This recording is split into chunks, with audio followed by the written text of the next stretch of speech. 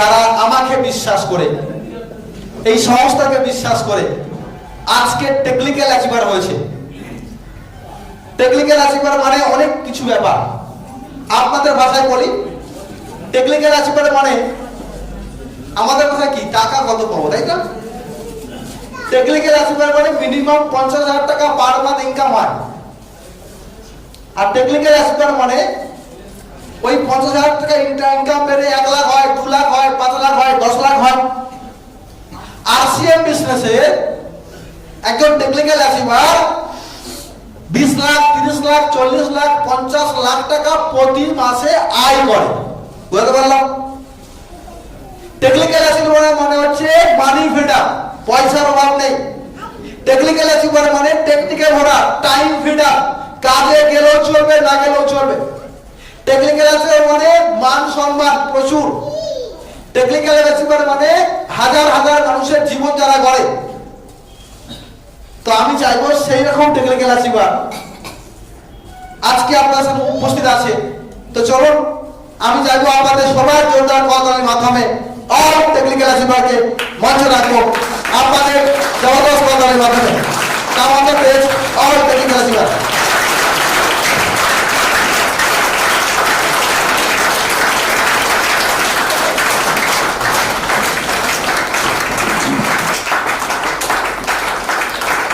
দারুণ।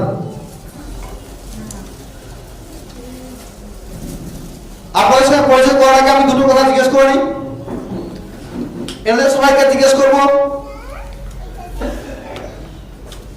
লেখাপড়া কতদূর করেছিল না? ঠিক মানে আজকে যারা আমরা এসেছি না, আমাদের প্রচুর টাকা দরকার। সারা দুনিয়া বলে এর জন্য নাকি যোগ্যতা লাগে। কে বলেছে যোগ্যতা লাগে? কিছু লাগে না স্যার, আজকে প্রমাণ করবো যোগ্যতা লাগে না, ইচ্ছা লাগে, তীব্র ইচ্ছা।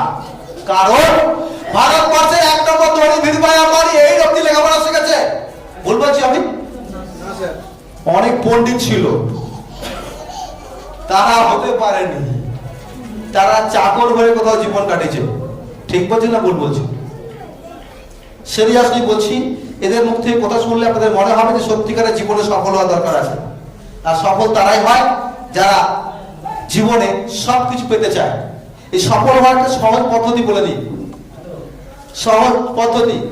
যারা সফল হয় ওরা কোনো কিছু হতে চায় না, একটাই হতে চায় সফল। মানে বলে যারা সফল হয় ওরা ডাক্তার হয় না, ডাক্তারকে প্রয়োজন হলে কিনে নেয়।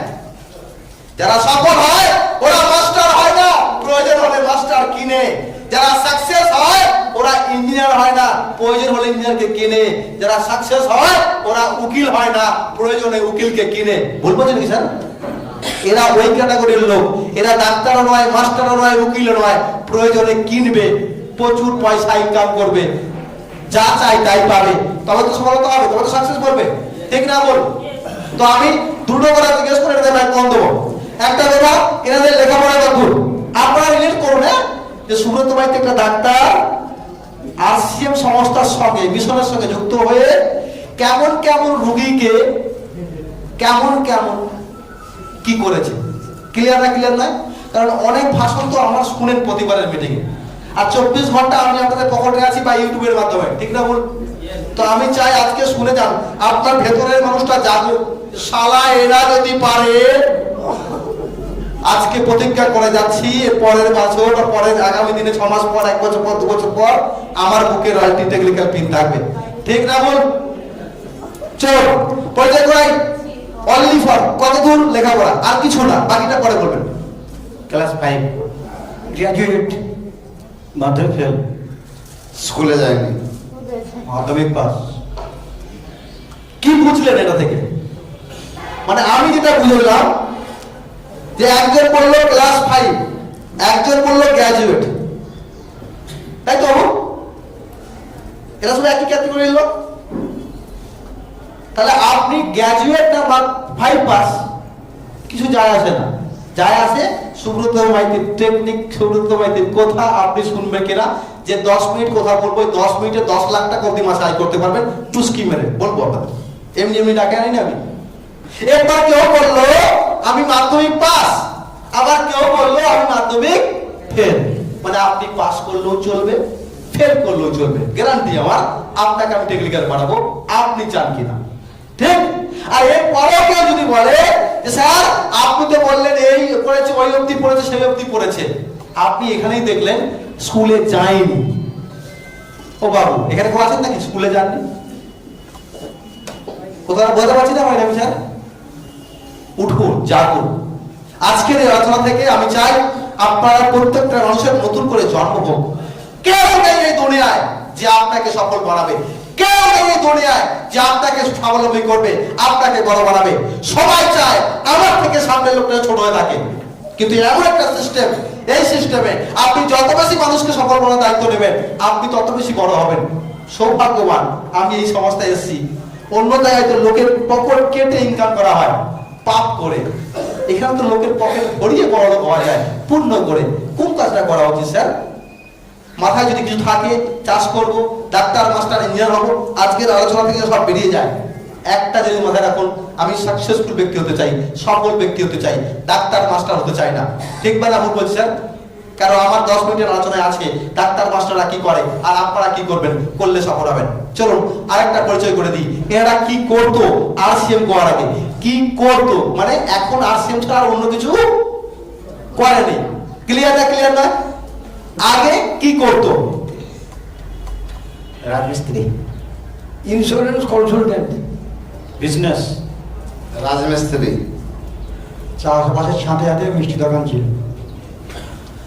সব রকম মানুষ, ঠিক না বল? চলুন এবার এনাদের হাতে মাইক্রোফোন দেবো, এরা এদের জীবন কাহিনী বলুক। কোথায় আগে জীবন কাহিনী বলতে প্রথম কর্মজীবন, লেখাপড়ার পর কি কর্মজীবন শুরু হয়, তারপর কি করেন, তারপর কি করেন, তারপর কি করেন, তারপর তারপর থাকে বলুন। আর তারপর আপনি আসেন করে কোন জায়গায় সবাই তো দেখতে পাচ্ছে। ক্লিয়ার না? ক্লিয়ার না?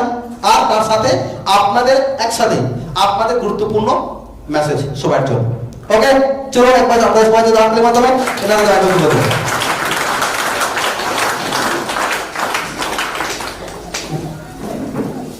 সবাইকে নমস্কার।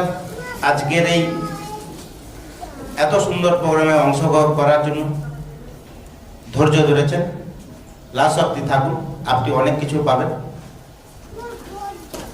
পড়া 5-এ ফেল করে যাওয়ার পর থেকে আর পড়তে যাই না। বাবা হাল করতো মাঠে, মুড়ি নিয়ে যেতাম, জলে যেতাম, বাকি সময় ঘুরতাম হোটো করে। এইভাবে দিন কাটে 5 বছর। তারপরে যাই রাজমিস্ত্রি কাজে, রাজমিস্ত্রি জোগাড় দিতে 5 বছর। তারপরে রাজমিস্ত্রি কাজ শিখলাম, তারপরে ধীরে ধীরে ধীরে ধীরে মিস্ত্রি লেবার খাটানো শুরু করলাম। কিন্তু কষ্টের অভাব, কষ্ট জন্মেছিলাম অভাবের সংসার, কিন্তু কষ্ট তো দিন কাটে না। ক্যালেন্ডার বদলায় কিন্তু ভাগ্য বদলায় না। ক্যালেন্ডার সাল বদলে যায় প্রতি বছর, কিন্তু জীবন পরিবর্তন কিভাবে হবে? নিজেকে করতে হবে, কেউ করে দেবে না। এর মতো সময় বাড়িতে বিয়ে পর মেয়ের খুবই শরীর খারাপ হয়। 50 টাকা ছিল নেই কাছে, ওষুধ লাগবে 52 টাকা, 2 টাকা ছিল। একজন ভাইপোর কাছে ধার করি, আজও সেই কথা মনে আছে। কিন্তু সেদিন থেকে মনে মনে একটাই প্রতিজ্ঞা, কিছু করতে চাই জীবনে।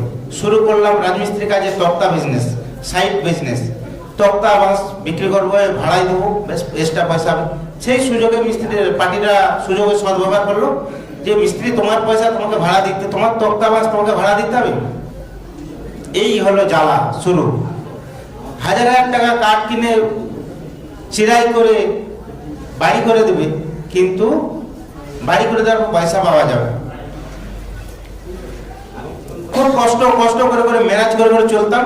কিন্তু আরসিএম বিজনেস, আরসিএম বিজনেস আমার প্রিয় সাথী যেনার গ্রিল কারখানা ছিল, ওনার দোকানে আড্ডা দিতাম। উনি আমাকে একদিন বলে আমাদের ওখানে ভূষণ বাজার কম দামে পাওয়া যায়, চলো নিয়ে আসবে।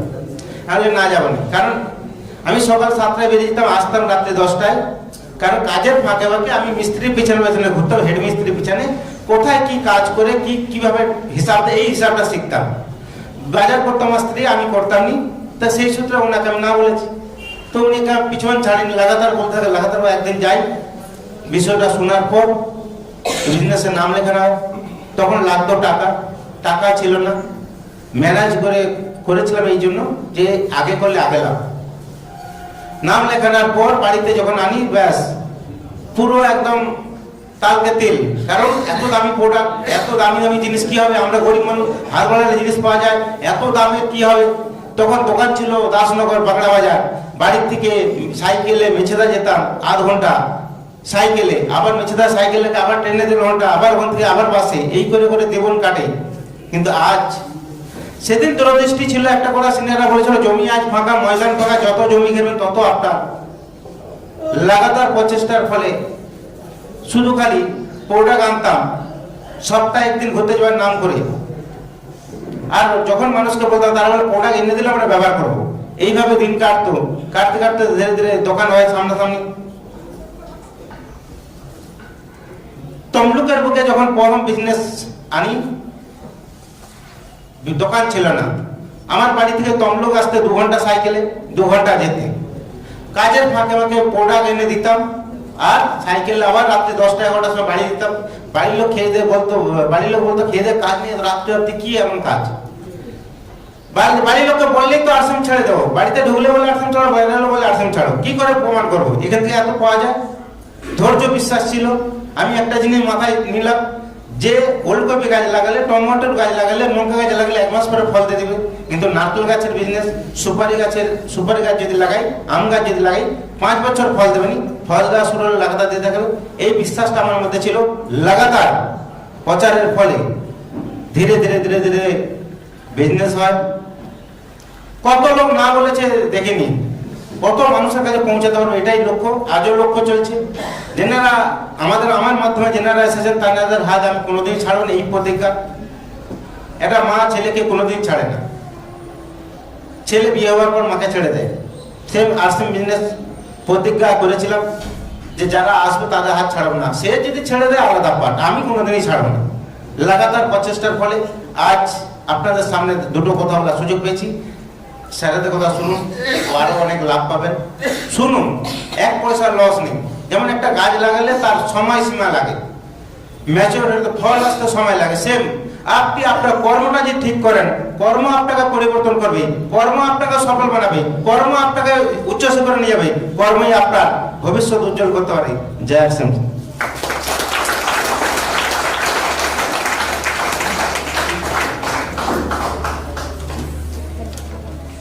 সবাইকে নমস্কার। আমার নাম শ্রীচরণ সামন্ত, পূর্ব মেরু তমলুকে বাড়ি। আমি বিএ পাস করার পর পড়াশোনা শেষ করে ন্যাশনাল ইন্স্যুরেন্স, LIC, পোস্ট অফিসের এজেন্সি নিয়ে কাজ শুরু করি। দীর্ঘ কয়েক বছর এই কাজ করতে করতে আমি কিন্তু এই কাজে এস্টাবলিশ, এসি গাড়ি, এসি বাড়ি করেছি। আমার দুটো খাওয়া পড়ার কিন্তু অন্যের অভাব নেই। কিন্তু আজকে এই কাজে কেন এলাম?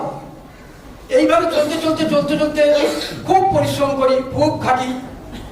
এইভাবে করতে করতে করতে করতে আজকে এই সবার গ্রেট লিডার, মানে সবার সভাপতি এবং মানে মানে সবার আমার সিনিয়র সুব্রত মাইতির সঙ্গে আমার পরিচয় হয়। উনি আমাকে আরসিএমটা বলেন, আর আমি সঙ্গে সঙ্গে এটা অ্যাকসেপ্ট করি। কেন অ্যাকসেপ্ট করি? দেখলাম LIC, পোস্ট অফিস করে এসি গাড়ি, এসি বাড়ি করেছে, আমার দুটো চলে যাচ্ছে। কিন্তু কি হচ্ছে না, এটা কোনো সুরক্ষিত ইনকাম নয়। চাকরি, চাষবাস, ব্যবসা করে যে ইনকামটাকে করা হয় সেটাকে বলা হয় অ্যাক্টিভ ইনকাম। যেমন আমাদের ডিস্ট্রিক্টে 3 জনকার বেতন এখন 2.5 লাখ টাকার উপরে, SP, DM আর সুপার, এই 3 জনের বেতন। কিন্তু ওরা যখন রিটায়ার করবে 75,000 টাকা পেনশন পাবে। কেন না, 1 লাখ টাকা বেতন থাকলে বেসিক 60% হয়, তার 50% পেনশন হয়। তো ওনার সঙ্গে পরিচয় হওয়ার থেকে আমি আরসিএম শুরু করি। শুরু করতে করতে করতে করতে আজকে টেকনিক্যালে আসি, যে জায়গায় একটা সুরক্ষিত ইনকাম, যেটা আমি আজকে মারা গেলেও আমার এই র্যাঙ্ক, এই পদ আমার নমিনি পাবে। আমি ঘরে বসে থাকলেও যেখানে যাই, যদি 1 মাস কোথাও বেড়াতে যাই তবু কিন্তু আমার ইনকাম হবে না। কিন্তু 1 মাস যদি আমি কোথাও যাই, আমার পোস্ট অফিসের টাকা যদি আমি আরডি না নিয়ে জমা দিই, কমিশন পাবো না। LIC ঋণের কালেকশন না করে জমা দিতে পারবো না। এই জন্যে আমি LIC মানে আরসিএমে আসি। কয়েকটা জিনিস, প্রথম এখানে যারা নতুন এসেছেন, ডকুমেন্ট দিয়ে এখানে একটা ID বানিয়ে নিন, আর বাড়ির সব জিনিস ব্যবহার করুন, আর আপনাকে যে এনেছে তার সঙ্গে যোগাযোগ করুন। এইটুকু বলে আরেকটা ইনফরমেশন দেবো, বিশ্বাস করতে হবে। বিশ্বাস, যেমন এক্ষুনি আমি হলদিয়া যাবো, ওখানে ছুটে দিয়ে বাস ধরি, হলদিয়া বেঁচে দেখে উঠে পড়ি। আমি কি কোনোদিন কোয়ারি করি যে ওই বাসটার ড্রাইভার ঠিক সুস্থ আছে কিনা, মদ খেয়েছে কিনা, দেখি দেখি হলদিয়া বেঁচে মানে একটা বিশ্বাস আছে যে ওই গাড়িগুলো আমাকে হলদিয়া নিয়ে যাবে। এই জন্যে আরসিএমটাকে বিশ্বাস করুন। এখানে প্রথম জিনিস হচ্ছে বিশ্বাস। সিনিয়রকে বিশ্বাস করুন, আরসিএমকে বিশ্বাস করুন, প্রোডাক্ট ব্যবহার করুন। এই করতে করতে করতে করতে আপনারা এখানে যত লোক আছেন হাউসে সবাই কিন্তু একদিন এখানে সাকসেস হতে পারবেন। এই বলে সবাইকে আমার সংগ্রামী অভিনন্দন জানিয়ে, সৃষ্টিকর্তা তিলকতান চালকে সশব্দ প্রণাম জানিয়ে, এবং আমার এখানে যে সিনিয়র আছে এবং আমার নিচে আরও যেসব লোক আছে সবাইকে আমি প্রণাম জানিয়ে, ভালোবাসা জানিয়ে আজকে আমার ছোট্ট বক্তব্য শেষ করছি। জয় জয় আছে, জয় জয় আছে।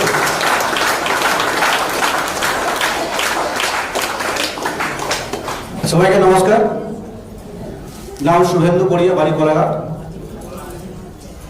আজকে যে আমরা সিস্টেমের সঙ্গে এই জায়গায় আসতে পেরেছি, আমরা কেউ কিন্তু লাফিয়ে আসতে পারিনি। সবাই সহজে কিন্তু আসেনি। এখানে পিছনে অনেক কাহিনী আছে।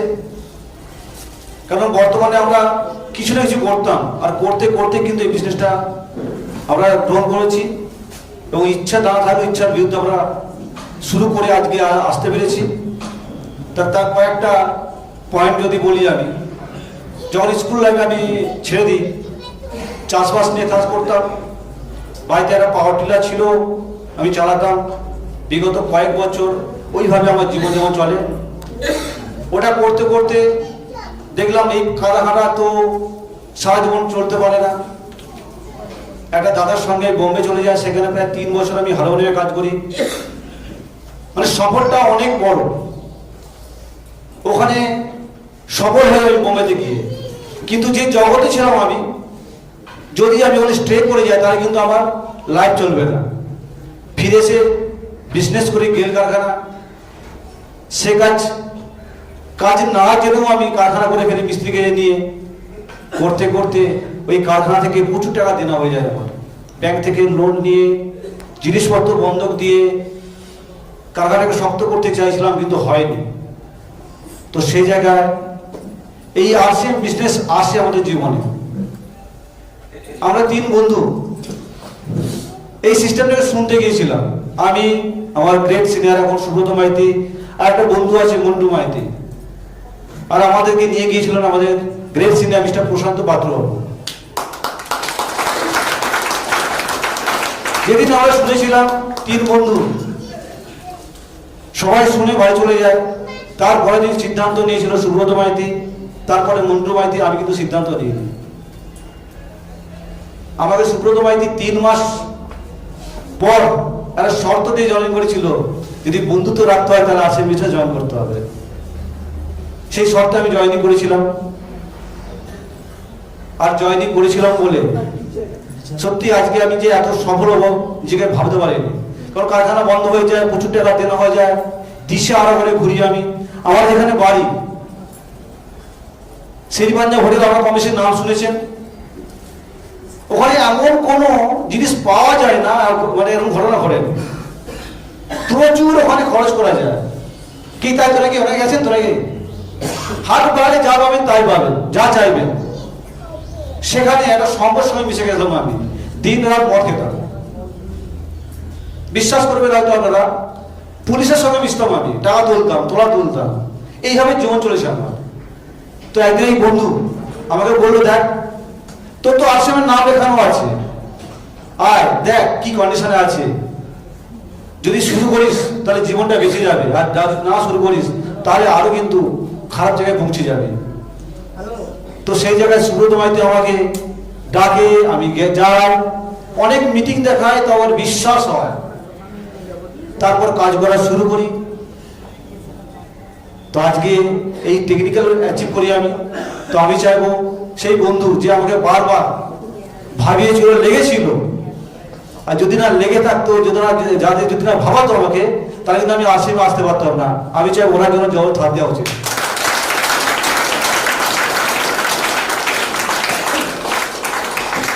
তো কয়েকটা মেসেজ স্যার যেটা বললেন, প্রত্যেকের জীবনে কাহিনী আছে। দেখুন, যাকে ধরবো আমরা ছাড়বো না, যদি লেগে থাকি তারা সফল হবে।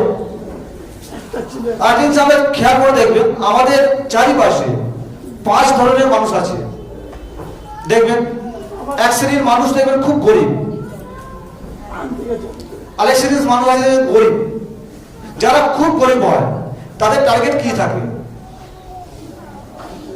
একদিনের টার্গেট থাকে যে আজকে আমার কিভাবে সংসার চলবে, তাই তো নাকি? আমাদের বাড়ির আশপাশে দেখতে পাই আমরা। আর যারা গরিব হয় তাদের টার্গেট থাকে 7 দিনের, যে আমি হপ্তায় কত পাবো। আর আরেক শ্রেণীর মানুষ যারা মধ্যবিত্ত, তাদের টার্গেট থাকে 30 দিনের, যে মাসে আমি কত পাবো। আর যারা ধনী হয় তাদের টার্গেট থাকে 1 বছরে, যে আমি 1 বছর কাজ করবো, তারপর কি পাবো আমি। যারা ব্যবসা করে ছোটখাটো। আর যারা খুব ধনী হয় তাদের টার্গেট থাকে 5 বছরের। খেয়াল করে দেখুন, যত বড় ইন্ডাস্ট্রি আছে তারা যখন যে কোনো জিনিস তারা সৃষ্টি করার আগে 5 বছর তার জন্য খরচ করে। যেমন জিও সিম, এটা চলে আমাদের উদাহরণ। তো সেই জায়গায় আরসিএম যারা যুক্ত হয়েছে, যদি সফল হতে চায়, যদি ফ্যামিলিকে সুখ দিতে চাই আমরা, আমাদের নেক্সট জেনারেশন যাতে অর্থের জন্য অপরের কাছে হাত পাততে না হয়, তাহলে 5 বছরের টার্গেট নিয়ে কাজ করবে। তাহলে পিছন দিকে তাকাতে হবে না, সমস্ত সুখ পায়ের তলায় থাকবে। যেটা আমি অনুভব করেছি বা আমরা অনুভব করছি। তাই আমার সবার কাছে একটাই অনুরোধ, 5 বছর যে এক্সট্রা সময়টা আমরা নষ্ট করে দিচ্ছি যেদিকে সেদিকে, সেই সময়টা দিয়ে আমাদের ফ্যামিলিকে সুরক্ষিত করব, এটাই টার্গেট হোক। সবাইকে ধন্যবাদ জানিয়ে আমাদের ছোট্ট বক্তব্য শেষ করছি।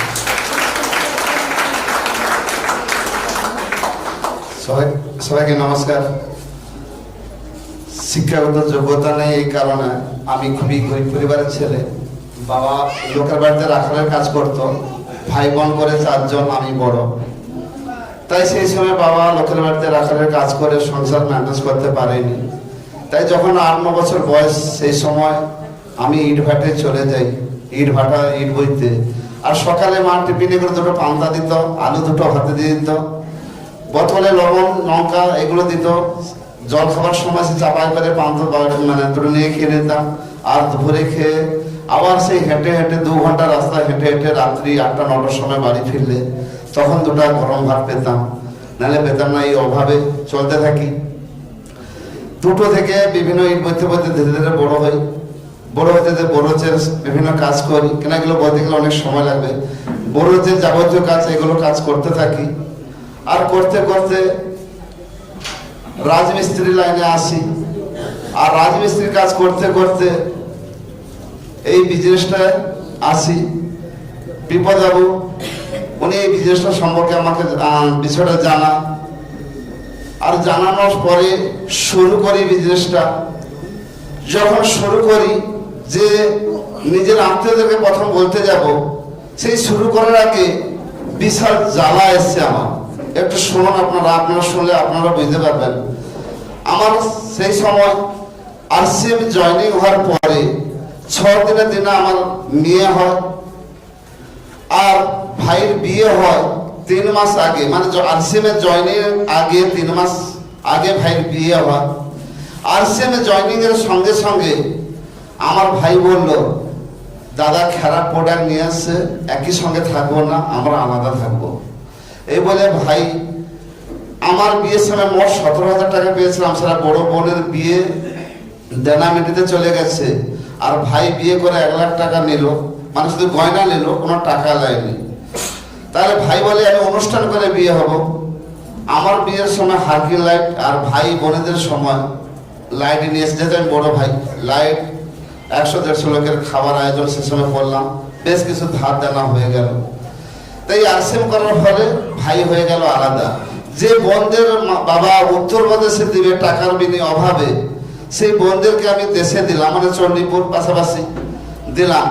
সেই বোনদের বাড়িতে যখন আরসিএম জিনিসটা জানাতে যাই, বোন বলে, দাদা ভালো। আমি হ্যাঁ, না দাদা 800 তোমার জামাইকে, তুমি যে কোম্পানিটা করো না আরসিএম, তোমার জামাইকে বলনি। সর্বত্র খাওয়া দূরের কথা, সেখান থেকে বোনের বাড়ি থেকে চলে আসি। একমাত্র ভগ্নিপতি আমি, আমার শ্বশুর বাড়ি আসি। শালা ভাও দেখে মুখ কুচকাচ্ছে। করে জামাই তুমি আসো, তুমি সাবধানে পালিয়ে যাও লুকিয়ে করে। কেন না, তার একমাত্র বোনের ভবিষ্যৎ নষ্ট করে দেব। এই আরসিএম কোম্পানি জয়নিং হচ্ছে, সেখান থেকে বলে তোমাকে খুঁজেটে মারবে। সেখান থেকে শ্বশুরবাড়ি থেকে সাইকেলে পালিয়ে যাই। কেন না, তার বোনের ভবিষ্যৎ খারাপ করে দেব। সেখান থেকে শ্বশুরবাড়ি থেকে চলে আসি। আবার আস্তে আস্তে বড় বোনের দ্বারে যাই। আরেকদিন বড় বোনের দ্বারে যাই। বড় বোন বলে দাদা তুমি আসো আসো, কি অন্য কি বলবো না, সেই আরসিএমের কথা বলবো। করে তোমার জামাই আর তোমার সম্বন্ধী করে যুক্তি করছে, তোমাকে পিটবে। কেন না, ও খেরা কোটা খাদ্য আর হচ্ছে তার তোমার দাদার হচ্ছে সম্বন্ধী বলতেছে তার বোনের কি ভবিষ্যৎ শেষ হয়েছে। তাহলে সেখান থেকে যে বোনদের আমি বিয়ে দিলাম সেখান থেকে তারাও না বললো। যে ভাইকে ছোট থেকে বড় করলাম পড়ালাম, সে ভাইও আলাদা হয়ে গেল। 6 দিনের মেয়েকে নিয়ে আমার স্ত্রী কি কোনো কাজ করতে পারবেনি। একটা আত্মীয় দিকে গেল, যে নিজের বন্ধুদের যাদের হাতে ধরে রাজমিস্ত্রির কাজ শিখালাম, যাকে বলতে যাই তার কাজ তাকে না বলা। কি বলা? না বলা। ও ফালতু জিনিস খাওয়ানি, খারাপ, চামড়া উঠেবে, চুল উঠেবে। আরেক বন্ধু এখানে আজকে আসছে, শিখেছে বাবু, উনি বলে গেলেন না, যখন কাজ করতে যাই আরসিএম বলি, বারবার নেগেটিভ বলে, আর সেখান থেকে কাজ ছেড়ে চলে যায়। স্ত্রীকে জয়েনিং করালাম, ওনার স্ত্রীকে, আজকের উনি রিলেটিভ ছিল। পরে পরে কি হলো, সেই বন্ধু বান্ধব মানে হিসেবে ও আমাকে এমনকি তার স্ত্রীকে জয়েনিং করানোর জন্য মারতে এলো। চল, আপনাদের কপালে কি এরকম হয়েছে? হয়নি। তাহলে সংঘর্ষটা যত বেশি নেবেন তত বেশি সাকসেস হবেন। ঠিক? তাহলে আমার পাড়া প্রতিবেশী, আত্মীয় স্বজন, এমনকি আরসিএম করার ফলে কেউ চাল ধার দেয়নি। কি বলে? চাল ধার নিলে দুটো কারণ, চাল ধার নিলে দিবি কোথা থেকে, আর আরসিএম করছো মানে চাল দেবনি। তাহলে সেইখানে আপনারা ভাবুন, তাহলে চাল ধারকেও কোনো ধার দেয়নি আরসিএম করার ফলে। ঠিক? আবার যখন দোকান কোথাও ছিল না হাওড়া দাসনগরে, লোকে কি বলতে জানেন? অনেক মূর্খ দেখেছি, এর মতন আকার মূর্খ দেখিনি। কেন না, একদিন রাজমিস্ত্রির কাজ করলে 300 টাকা, হাওড়া যেতে আসতে 200 টাকা, 500 টাকা লস করে 300 টাকার বোটা কিনতে যায়। এটা কি আরসিএম মানে ব্যবসা? ঠিক না ভুল? তো ওই সময় থেকে কখনো নেগেটিভ হয়নি। কি বললাম? নেগেটিভ হয়নি। ধীরে ধীরে আমার যিনি সিনিয়র বিপদবাবু কিছুদিন করার পরে ছেড়ে দিল, আমি অনাথ হয়ে গেলাম। সিনিয়র কোথায়? চণ্ডীপুরে মুক্তিবাবু, বাবুবাবু। আর বাকি সিনিয়র কোথায়? গলাঘাটের সুব্রত বাবু, প্রশান্ত বাবু। তাহলে আমি অনাথ হয়ে গেলাম। আমার না রইল ডাউনলাইন, না রইল আত্মীয় স্বজন, না রইল সিনিয়র, একা হয়ে গেলাম। অনেকে হলে সেই সময় বিজনেস ছেড়ে দিত, কিন্তু আমি চ্যালেঞ্জ। কেন? আমি খুব গরিব পরিবারের ছেলে, সাকসেস আমাকে হতেই হবে, যত জ্বালা হোক, যত যন্ত্রণা হোক। তাই সেই সময় থেকে শুরু করলাম। আর সেই শুরু করার আজকের এই সাকসেস। আমি একটা গল্প বলছি, আপনাদের খুব ভালো লাগবে, কারণ ওই সময় আমাকে একটা খুব গল্প বলা হয়েছিল। তাই সেই গল্পটাকে আমি মানে মানে আজও বলি, আর মানে মানে আমি সবসময় সেটাকে মনে রাখি। কারণ যখন আমরা একটা মন্দিরে যাই, আর একটা মন্দিরে দেখি এরকম মেজা পাথর বিছানো থাকে, আর মূর্তি, ওই পাথরের মূর্তি থাকে, তখন এই মূর্তির মেজার উপরে গিয়ে মানুষ কিন্তু মূর্তিকে প্রণাম করে। রাত্রিবেলা মেজা পাথর আর মূর্তি পাথর আলোচনা হচ্ছে। দেখ মানুষের কি বিচার, তুইও পাথর আমিও পাথর, আমার ছাতের উপরে দাঁড়িয়ে তোকে প্রণাম করে। তখন মূর্তি পাথর বলছে, দেখ মানুষের কোনো দোষ নেই। কেন না, তোকে যখন মূর্তি তৈরি করতে চেয়েছিল, সে নিয়ে হাতুড়ি ঘা মেরেছিল, তখন তুই সহ্য করতে পারিসনি, তাই তুই ভেঙে যাচ্ছিলিস, তাই তোকে কেটে সিধা করে নিচে বিছিয়ে দিয়েছে। আর যখন আমাকে মূর্তি তৈরি করতে গিয়ে যখন তৈরি করে হাতুড়ি ছেড়ে ঘাড় পর ঘা মেরেছে, দাঁতে দাঁত চিবিয়ে সহ্য করেছিলাম, তাই আজকের আমি সুন্দরভাবে দাঁড়িয়ে আছি, আর মানুষ আমাকে প্রণাম করছে তোর বুকে দাঁড়িয়ে।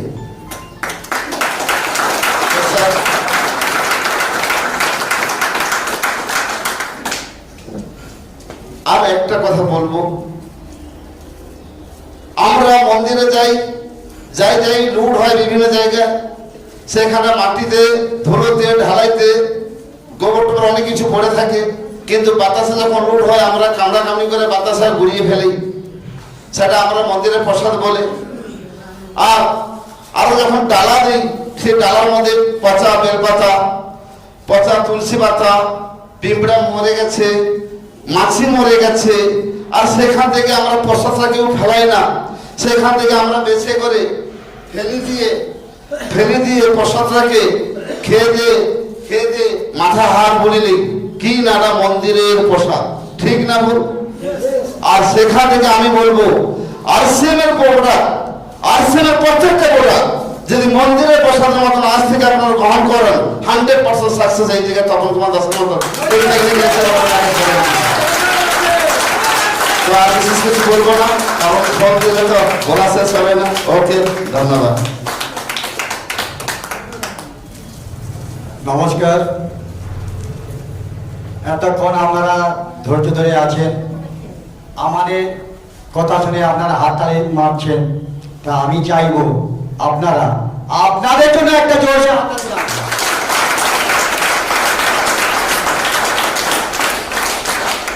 এই যে ফুলের তোড়া, এই সম্মান, এত সম্মান পাওয়ার যোগ্য আমি নই, কিন্তু এই সিস্টেমের মাধ্যমে কিন্তু এই ফুলের তোড়ার সম্মান পেয়েছি। তো এই তোড়া শুধু আমার সম্মান নয়, তা আমি চাইবো আমার আপলাইন, ডাউনলাইন সবাইয়ের জন্য এই সম্মান আমি তুলে ধরছি। জয় আসবেন। এখানে অনেক কথা শুনছেন, আমার একটু অন্যরকম, আমার উদ্দেশ্য আলাদা। আমার জীবন কাহিনী যদি বলতে চাই এখন থেকে রাত্রি ভোর হয়ে যাবে, কিন্তু আমি শর্টে বলবো। পড়াশোনা করার পর আমার উদ্দেশ্য ছিল আমি চাকরি করব না, অন্য লোককে চাকরি দেবো। তার জন্য 35 গাছ বরই থেকে 175 গাছ মিঠা বরইতে নিয়ে গিয়েছিলাম। 5 বিঘা জল জমিনে ধান চাষ করার পরও আরো 1 বিঘা জমি সাজাই নিয়ে চাষ করছিলাম। মাঠের মধ্যে বজাবর কম্পিটিশন হতো। হেমর ধানের খড় 2.5 পন, এখন 20 ঘন্টা পারেনি। আমি 52 ঘন্টা বইছিলাম, আমাকে টপকে দিয়েছিল 53 ঘন্টা। চাষ করতে তো ভাবছিলাম এরকম করতে তো কবে ঘাড় মটকে যাবো, শেষ হয়ে যাব। মাঠে পাটলার আসতো, তার দালালি করতাম। 1 বিঘা জমি ধরে দিতাম 5 টাকা। নিজের 5 বিঘা জমি যেহেতু চাষ হবে, হাল করতে হবে, গাড়ির অভাব, তাই সেই গাড়ির সঙ্গে বসে জমি ধরে দিতাম, বিঘায় 5 টাকা দিত, এবং কত ধানে কত চাল সেটা হিসাব দিতাম। এই করতে করতে আমি পাটলার ব্যবসা করলাম। 12 বছর পাটলার চালাইছিলাম। পাটলার চালাতে চিন্তা করলাম এত খাটনি, এত শীতে, এত বর্ষায়, না এটা ভালো লাগছে না, মিষ্টি দোকান করবো। প্রচুর মিষ্টি খেতাম, মিষ্টি দোকান করলাম। মিষ্টি দোকান করলাম। মিষ্টি দোকান করতে কেন মিষ্টি দোকান করলাম? মিষ্টি খাবার খুব এক্সপার্ট আমি। এখনো পর্যন্ত 20টা গোল্লা দিলে, মোটামুটি 10 টাকার গোল্লা 20টা দিলে এখন খেয়ে দেবো। মোটামুটি খাবার থেকে মিষ্টি খাবার পটু, তাই এত মিষ্টি খেতাম, পয়সা চলে গেত, মিষ্টি দোকান করবো। মিষ্টি দোকান করলাম, লোককে কাজ দিতে আছি। এই মিষ্টি দোকানে এত কাজের চাপ, অনিয়মিত খাওয়ার ফলে গ্যাস অ্যাসিড হতো। আমরা রক্তের গরমে অনেক কথা বলি, তা আমার গ্যাস অ্যাসিড হতো। 4টার সময় জিনটেক 300 না গেলে আমি ছানার কাজে বসতে পারতাম না। জিনটেক খেয়ে বসতাম, কিন্তু জিনটেক খেতে একদিন ওটা তো খুব খাদ্যতলি ফুটো হয়ে যায়। সেদিন বাড়িতে আমার 200 জনের অ্যারেঞ্জমেন্ট ছিল, লোকনাথ মন্দিরের পুজো হচ্ছে, মন্দির প্রতিষ্ঠা হচ্ছে। এদিকে খাদ্যতলি ফুটো হয়ে গেছে, হঠাৎ সকালে কিনকিন করছে ওই গ্যাস থেকে জিনটেক খাওয়ার জন্য। তারপরে ওখান থেকে সোজা চলে যায় তমলুকে, ওখানে বললো ডাক্তার এখানে হবে না, কলকাতা নিয়ে যাও, বলে কলকাতা নিয়ে যেতে মেছাদায় মারা যাবে, অতএব এখানে যাই হোক। এইরকম আমার জীবন ছিল। তারপরে রাত্রি 7টা 10 অপারেশন হলো, হওয়ার পর আমি বেঁচে গেলাম। তারপরে এই ছানার কাজ করতে যে ফাটতে হয়, তারপরে পেটে চাপ পড়তো, বলছিল আপনার ছানার কাজ করা চলবে না, আপনি অন্য হালকা কাজ করুন। আমি আর কি করবো বলে ছেলেদিককে দোকান ছেড়ে দিয়ে সুপারি গাছের প্ল্যান নিয়েছিলাম। এখন আমার 1000 সুপারি গাছ। তা ছেলেকে দোকান ছাড়ার পর আমাকে কেউ বললো, ক্ষুদিরাম দা এখন গ্যাস এসিড হতো আগে, এখন কিরকম হয়? বলে এখনো হয়ে যায়, কি করা যায়? বলে আরসিএর একটা তেল বাজার, তেল নয় হেলগার, এই তেলটা যদি তুমি খাও তাহলে কিন্তু তোমার গ্যাস এসিড মুক্তি পাবে। আমি তাই কি? আরে এরকম তো গ্যাস এসিড হামেশাই এমনি সংসারে হচ্ছে, তাহলে তো খুব ভালো, তাহলে আমাকে প্রমাণ করতে হবে। আমাকে যে প্ল্যান শো দিয়েছিল, বলে সাবান গুঁড়ি ভালো, সেই 10 টাকায় 90 গ্রাম সাবান গুঁড়ি কিনো, এখানে 130 গ্রাম সাবান কিনো 9 টাকায় পাবে, ব্যাংকের অ্যাকাউন্টে রিটার্ন পাবে, হলদি যেখানে 100 যায় সেখানে 50 গ্রাম যাবে, সব নির্ভেজাল প্রোডাক্ট। যেখানে লঙ্কা খেতে ডাক্তাররা না বলে, 85টা লঙ্কাটা শরীরে ক্ষতি করে, এমনকি কিডনিতে স্টোন আনতে সাহায্য করে। তো এখানে যে লঙ্কাটা পাওয়া যায়, 85টা বোকা বাদ দিয়ে সুন্দর বৈজ্ঞানিক পদ্ধতিতে লঙ্কা তৈরি করা হয়, তার সেই লঙ্কা খেলে আমরা শরীরটাকে সুস্থ রাখতে পারবো। এখন মেয়েরা বলে আমার বাড়িতে মিক্সচার মেশিনে কুটানো হয়, কিন্তু আপনাদের বন্ধুদের বলবো যে লঙ্কার ভিতরের 85টা ওইটা কিনতে স্টোন আনতে সাহায্য করে ডাক্তারদের মতে। আপনি আর খাবেন না বাড়িতে লঙ্কা, এই আরসিএম লঙ্কা খাবেন। তা ওসব আমার সঙ্গে আলোচনা করার পর শুধু একটা কথা বলছিল, বিনা পয়সায় ডিলারশিপ, 1300 টাকার বাজারটা 1000 টাকায় পাবেন, ব্যাংকের অ্যাকাউন্টে 50টা রিটার্ন পাবেন। আমি এটাও তো বিরাট, সুস্থ থাকবো, 300 টাকা বাঁচবে, ব্যাংকের অ্যাকাউন্টে 50টা ঢুকবে, খুব ভালো। ঠিক আছে, জানিয়ে গেলেন, ঠিক আছে, চিন্তা ভাবনা করবো। তখন ফোন ছিল না কাছে, আর যে আমাকে প্ল্যান শো দিল সেও ফোন, তার সেও ফোন নাম্বার দিয়ে যায়নি। দু বন্ধু বসে বসে চিন্তা করতেছি, আচ্ছা 2-3টা কোম্পানি করে আগে ঠকে গেছি, আর কিছু করবো নি, চুপচাপ বসে আছি, আর কিছু করবো, নমস্কার, এইরকম ভাবে চুপচাপ বসে আছি। কিন্তু দু বন্ধু আলোচনা করতেছি, আচ্ছা এখানে তো পয়সা দিচ্ছি, মাল দিচ্ছি, এখানে তো লসের কিছু নাই, হাত ফেরে মাল আসতেছে, 1300 টাকার বাজার থেকে 1000 টাকায় পাবো, ব্যাংকের অ্যাকাউন্টে 50টা রিটার্ন পাবো, লসটা কথা? বলে হ্যাঁ লস তো কোথাও নেই। চল জয়নিং হলো, চল। এইবারে উনি চলে যাওয়ার পরে এবারে দু বন্ধু এবারে কে আরসিএম করে খুঁজে পাইনি, জয়নিং হবো। আজকে আপনারা হয়তো 2-3বার আপনাদেরকে বলছে, আচ্ছা দেখি ভাবি বুঝি, এবার আপনি বুঝলেন, ঘরে গিয়ে আবার না চল ওয়ারসিএম ছাড়বো, ওসব দাম বেশি, ওসব জিনিস খেতে হবে। কিন্তু আমি চাইছিলাম কি, আমার গ্যাস অ্যাসিডের সমস্যা, ওই হেলথ কার্ড তেল খেলে গ্যাস অ্যাসিডের সমস্যা হবে, পয়সাটা বড় কথা নয়, শরীরটা হচ্ছে আসল সম্পদ। তাই আপনারা অনেকে তেলের দাম চিন্তা করেন না বন্ধু, আপনারা তেলের দামের কথা চিন্তা করবেন না, শরীরটার কথা চিন্তা করেন। লক্ষ লক্ষ কোটি কোটি টাকা আছে, শরীর খারাপ, বিছানায় শুয়ে আছে, সুগার, গ্যাস অ্যাসিড, খেতে পারেনি, পয়সার কোনো মূল্য নাই স্যার। তা আমি এখানে প্ল্যান শোনার পর আমি দু বন্ধু চিন্তা করব, কোথায় আলোচনা করবো, কোথায় জয়নিং করবো। তাই আমি জয়নিং করবো কোথায় খুঁজছিলাম। তাই আপনারা যাদেরকে বলছেন সবাই না বলছেন, কিন্তু না উপায়টা চলে যান। ও যাদেরকে বলছেন ওরা তো না বলছে, কিন্তু ওরা জেনে গেল যে আপনি আরসিএম বিজনেস করেন, যেদিকে ওদের দরকার হবে সেদিন আপনার কাছে আসবে। তাই আমি যে বিভ্রান্তে পড়ে গিয়েছিলাম, তাই আপনারা না বললে বলা বন্ধ করবেননি, ওরা জেনে যান আপনি আরসিএম বিজনেস করেন, ঠিক আছে? তাই এইভাবে মোটামুটি আলোচনা করতেছি। এক বন্ধু শ্রীচরণ সামন্তর ওখানে গ্যাসের সিলিন্ডার আছে, যে ওখানে বলতেছে সামন্তবাবু মামা শ্বশুর ভাগ্নি জামাই হয়, তাই ক্ষুদিরাম আরসিএমে জয়েনিং হবে, কোথায় খুঁজে পাই? বলে কে ক্ষুদিরাম? কারণ আমার শ্বশুর মশাই এলআইসির খাতা স্যার, রিটায়ারমেন্ট স্কুল মাস্টার ছিলেন, রিটায়ারমেন্ট হওয়ার পর ওনার কাছে খাতা স্যার। বলি মাস্টার মশাইয়ের জামাই হবো। বলে মাস্টার মশাই জামাই হবো? বলে ফোন নাম্বারটা আমার নিয়ে, হ্যালো আমি ক্ষুদিরাম মান্না, আমি হ্যাঁ স্যার। বলে আমি কি আরসিএমে যুক্ত হবেন? আমি হ্যাঁ স্যার। আর চলো শুন এইখানে জয়েন করুন। আমি তৈরি করে রাত্রে কিন্তু প্ল্যান কি রাত্রে ডকুমেন্টস রেডি রাখছি, রাত্রিতেই ডকুমেন্টস রেডি রাখছি। কেন? কোথায় খোঁজ পাবো, কার গাড়ি জয়েনিং হবো, যত আগে বুঝতে পারবো ততই লাভ। কেন? এটা নেটওয়ার্ক বিজনেস। তাই ডকুমেন্টস রেডি, যা উনি বলছেন চলে আসুন, উনি সঙ্গে সঙ্গে সান্তান করে গাড়িয়ে দৌড় যে ওখানে জয়েনিং হলাম। তার শ্বশুর একটা কথা বলছিল, ওটা খুব ভালো, শ্বশুর বাড়িতে তেলের প্যাকেট দেখেছি, কিন্তু আরসিএমের যে হেলথ কার্ড তেল ওটা আমাকে শ্বশুর মশাই বলেনি। শ্বশুর মশাই দীর্ঘ 5 বছর খায়, শ্বশুর বাড়িতে খাই ওই তেলে যান না, কিন্তু আমাকে বলেনি আরসিএম। তার আর তো কারো খবর পাইনি। তাই ওখানে জয়েনিং হলাম। শুধু আমার উদ্দেশ্য, যেটা আমার বলার উদ্দেশ্য, আমার উদ্দেশ্য ছিল আমি যদি সুস্থ থাকি, আমার আত্মীয় স্বজন, আমার বন্ধু বান্ধব, আমার পরিচিত সার্গের তাদেরকে সুস্থ রাখতে পারবো। পয়সাটা বড় কথা নয়, ওরা সুস্থ থাকলে এমনি ওরা বাজার খাবে, এমনি আমার ব্যবসা হয়ে যাবে। তাই এই জন্য আমি বিজনেসটা খুব ভালো লেগেছে আমার। কেন, সুস্থ থাকার অভিযান নিয়ে আমি কাজ করছি। তাই আমার সেই হেলথ কার্ড তেল খাওয়ার পর আমার যে সমস্ত সমস্যা ছিল, পেটে গ্যাসের সমস্যা ছিল বা আমার ফ্যামিলির গ্যাসের সমস্যা ছিল, এখন আমার ফ্যামিলি 6 থেকে 7 বছর সম্পূর্ণ সুস্থ। কোনো জিনটেক বা রেন্টেক অ্যাসিডের ঔষধ কোনো লাগেনি। তাই আপনাদের একটাই করে বলবো, তেলের দাম বেশি বলে না খেয়ে ওই বাজারের তেল খাবেন না। বাজারের তেলকে অনেক ঔষধের টাকা খরচা হয়ে যাবে, কিন্তু এই হেলথ কার্ড তেল যদি ব্যবহার করেন আপনার অনেক ঔষধ খরচা বেঁচে যাবে এবং আপনি সুস্থ থাকতে পারবেন। বিশেষ করে আপনার আত্মীয় স্বজনকে সুস্থ রাখতে পারবেন। কেন আত্মীয় স্বজনকে সুস্থ রাখার কথা বললাম?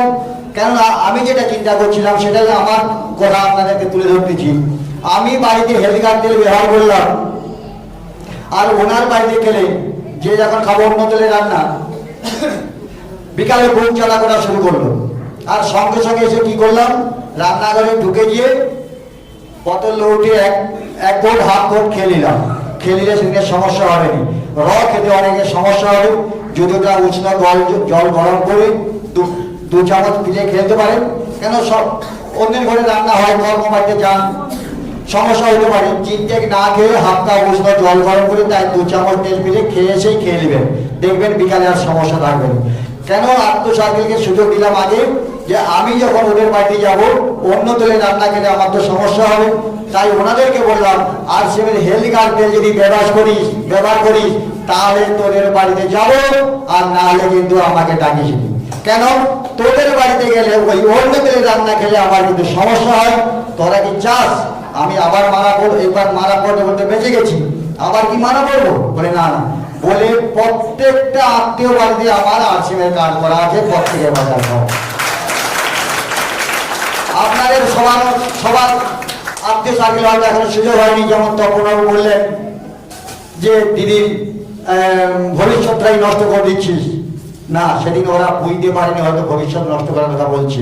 আপনারা বুঝে যান, প্রতিটা আত্মীয় বাড়িতে আগে তেল ঢোকান। কেননা আপনি আরসিএম তেল খাচ্ছেন, আর আত্মীয় বাড়িতে যখন অন্য তেল ব্যবহার করবেন তখন আপনার সমস্যা হবে। তাই এখানে আপনারা সবাই সব রকম প্রোডাক্ট ব্যবহার করুন। এখানে তো কাজটা এমন কিছু নয়, যেটা পূর্বপুরুষ ধরে করে আসছি, 1 টাকার ইনকাম আসেনি। এখান থেকে ইনকামের চিন্তা না করে শুধু সুস্থ থাকার অভিযান নিয়ে কাজ করে যান। টাকার পিছনে একদিন দৌড়াইছেন, কিন্তু আপনি মানুষের জন্য কাজ করুন, টাকা এমনি পকেটে এসে যাবে। তা এতটাই বলবো। তাই এই যে তপনবাবু বললেন, আপনারাও আজ বসে আছেন।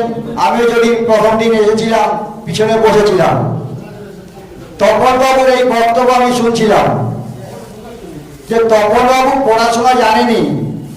উনি যদি পারেন, আমি মাধ্যমিক পাস, এত লম্বা লম্বা কথা বলি, এত মানুষের সঙ্গে পরিচিতি, আমি কেন নয়? তাই আপনাদেরকে বলবো, আপনারা নিজে থেকে মন থেকে এই কাজটা করুন। কেননা নিজেকে নিজে পরিবারকে সুস্থ রাখতে পারবেন। সব থেকে বড় কথা, অনেক প্রোডাক্ট যেমন কলগেট, একটা কলগেট বিক্রি হলে ফ্রান্সের ঘরে টাকা চলে যায়। আপনারা চাননি দেশের টাকা দেশে থাক, ভারতবর্ষ সোনার ভালো বাংলা হোক? চাননি? যদি চান তাহলে আপনাকে দেশীয় প্রোডাক্ট, আরসিএমের প্রোডাক্ট, এই প্রোডাক্ট আপনাকে ব্যবহার করতে হবে। তাই এতটাই আমরা বলবো। সকলকে সম্মান জানিয়ে আমি আমার বক্তব্য শেষ করলাম। জয় শ্রী ভারত মাতা কি, ভারত মাতা কি, ভারত মাতা কি। নমস্কার, স্যারকে ডেকে নিচ্ছি।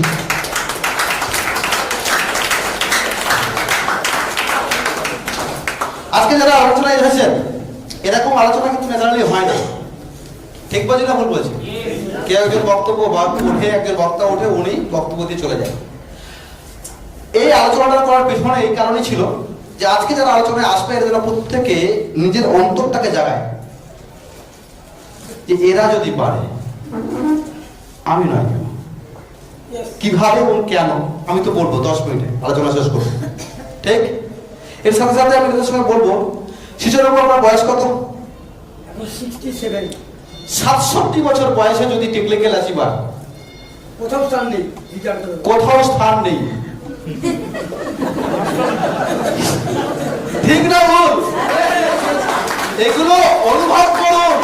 আমরা হাসতে হাসতে বলছি, ইয়ার্কি করে বলছি, এখানে অনেকেই আমাদের এনএফ থেকে অনেক কিছু যোগ্যতা নিয়ে বসে আছেন। আমি মনে করি নিজের গালে চড় মারুন আর বাড়ি ফিরে যান, সারা কিছু করে দেখাবো। কেন? 5টা কোম্পানিতে যদি কাজ করেন, ফেসে যাওয়া, ঠকে যাওয়া, কি হবে কি না হবে, আপনি পারবেন কি পারবেন নি, হাজার যন্ত্রণা। RCM এ নো রিস্ক নো গেন, বলে না? নো রিস্ক নো গেন, মানে কোনো টেনশন গেন নেই। পয়সা দেবো, নুন কিনে খাবো, নুন তো খেতে হবে বস। তাই 5টা কোম্পানির সঙ্গে মিলাবেন না, 5 রকম কাজের সঙ্গে মিলাবেন না, ফেসে যাবেন। ক্ষুদিরাম বাবু, আপনার বয়স কত? আমার 63 রানিং। ভাবুন, এই ইয়াং ছেলেটা কেন দেখলে কি হবে না? অবশ্যই গ্যারান্টি হবে। সুব্রত মাইতিকে বিশ্বাস করুন, RCM সিস্টেমটা বিশ্বাস করুন, আপনার সিনিয়রকে বিশ্বাস করুন। ঠিক বলছি না ভুল বলছি? তো চলুন আপনাদের হাততালির মাধ্যমে এনাদের আচরণ করতে বলুন।